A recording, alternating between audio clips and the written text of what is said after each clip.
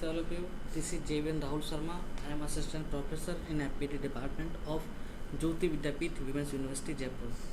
So today I am dispensing this topic for BMLT second year semester, and today's topic is benign tumor.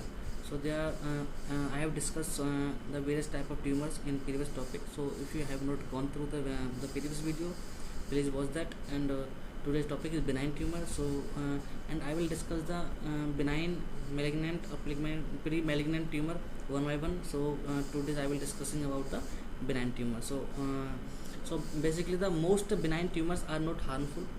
So if you are hearing or and reading the name benign, so that means, and don't be confused with the tumor. So because they are the non-lethal tumor for the human bodies, like moles. So the most benign tumors are not harmful and they are unlikely to affect other part of the body. However, they can cause pain or other problems if they press against nerves or blood vessels. So if they trigger the overproduction of hormones as in the endocrine system. Okay.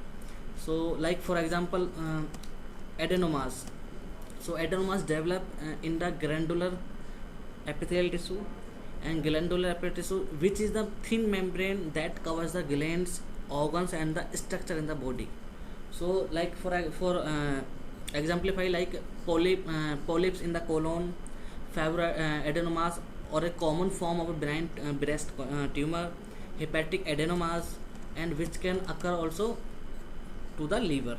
So adenomas don't start as a cancer, however, so some can change or become adenocarcinomas, which are cancerous. Okay. So like fibroids. So fibroids or fibromas are benign tumor that can grow on the fibrous or connective tissue of any organ. So uterine fibroids are common and cause vaginal bleeding, pelvic pain, discomfort, or urinary incontinence. So urinary incontinence. So they can be soft, hard, depending on the proportion or fibrous to the cell. So these are many types of the fibroma, like angiofibromas, so which can appear as small red bumps on the face. Dermatofibromas, which appears on the skin, often on the lower legs. So like hemangiomas are the benign tumor that form when blood vessels grow excessively. So they can appear as red strawberry marks on the skin, or they can develop inside your body also. So they can often present in birth. So they can also present by birth, or and they can also disappear during the childhood period. So they don't usually need any treatment. So this is the self-limiting procedure, but laser surgery or other option are available if you want, if they don't go away. Okay. So next, like lipomas also. So lipoma, the deposition of the fat. So lipoma are the form of the soft tissue tumor and consist of the fat cells. So they can appear at any age, but often affect people from 40 to 60 years old. According to the American Academy of the Orthopedic Surgeons, most lipomas are small, painless, rubbery, soft to touch, and movable. But they can appear on the back, shoulder, arm, buttock, and top of the legs. So the type of lipomas include fibrolipomas, which can fat cells, fibrous connective tissue, and angiolipomas, so which can appear under the skin. So today's topic, I also discuss about the pre-malignant condition. So thank you so much for this video, and please go through this video and go through the previous video if you have not. So next is the pre-malignant condition. Okay. Namaste. This is JVN Rahul Sharma. I am assistant professor of microbiology in FPT department of Jyoti Vidyapeeth Women's University Jaipur. So today's topic is pre-malignant. So I have discussed and I have recited two topics in previous lecture about the cancer, like classification of cancer and benign tumor. So today's topic is pre-malignant. So this is the preliminary condition of the malignant tumor. Okay. So this is the pre-stage of the malignant tumor, so that is called the pre-malignant. So you can also understanding the name of that is a pre. So that this tumor, this type of tumor is not cancerous actually, but it needs some close monitoring in case if you are having any changes. Okay, like actinic keratosis, also known as the solar keratosis. So this is growth involves the patches of crusty, scaly or thin skin. So it is more likely to affect fair skinned people, and sun exposure increase the risk of such type of tumor. So sometimes actinic keratosis will transform into the squamous cell carcinoma. So doctor usually recommend treating it. Okay, if you are having the such type of tumor, so you have to go to the doctor for the suggestion and for the treatment. Next is the cervical dysplasia. So in cervical dysplasia, a change occurs in the cell that lines the cervix. Okay, a doctor may also find the cell during a pap smear. So pap smear is a test, and we follow this test for the diagnosis of the cervical cancer in females especially. So we do the pap smear. Okay, Papinocolau, that is the full form. So cervical dysplasia often stems from the human papillomavirus, an infection that is common in the young people. So the cell are not cancerous, but they can become also malignant within the 10 to 30 years later, resulting in the cervical cancer. So metaplasia of the lungs also. So this growth occurs in the bronchi tubes that carry the air into the lungs. Okay, lining of the bronchi contains granular cells. In some people, including the smokers, these can change the become squamous cell cancer. Leukoplakia like these are, and leukoplakia cause the thick white patches to form in the mouth, and these patches are painless, having the irregular shape, slightly raised, and not possible to scrape off. Okay, you cannot scrape off these.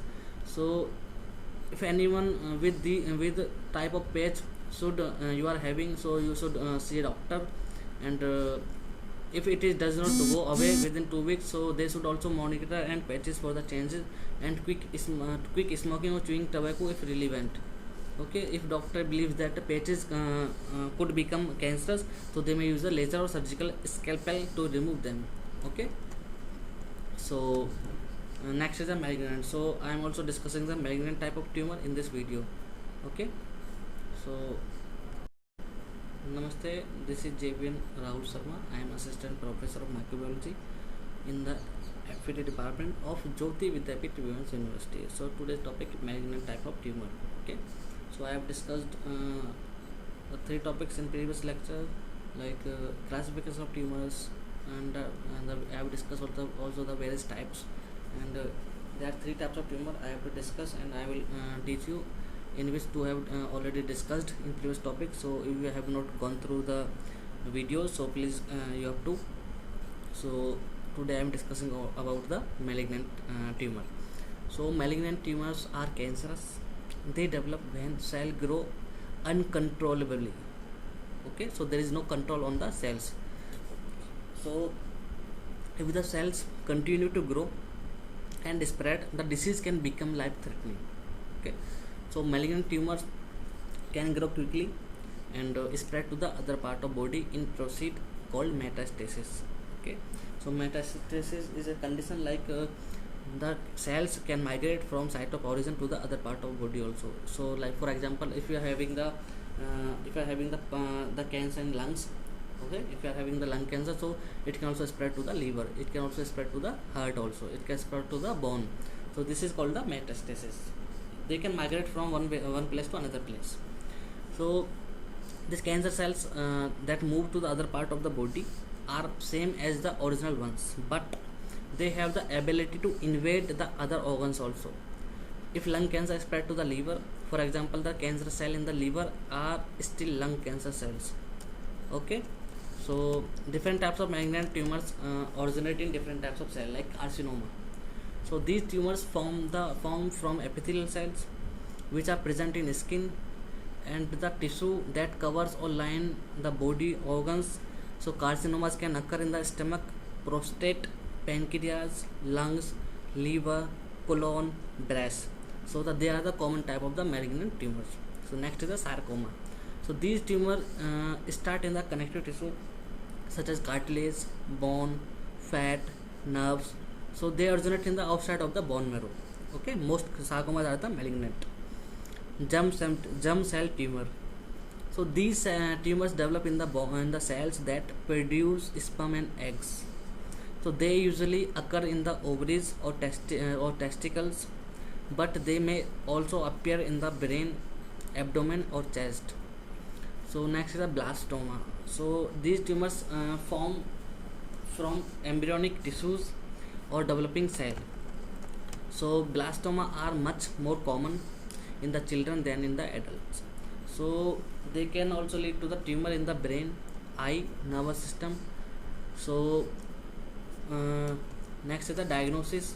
So what will we suggest for the patient, and what will be the diagnosis for the tumor, and how will we diagnose the tumor, and how will we see which type of tumor we are having. We are having the pre-malignant and the benign or malignant. So we have to go for the diagnosis.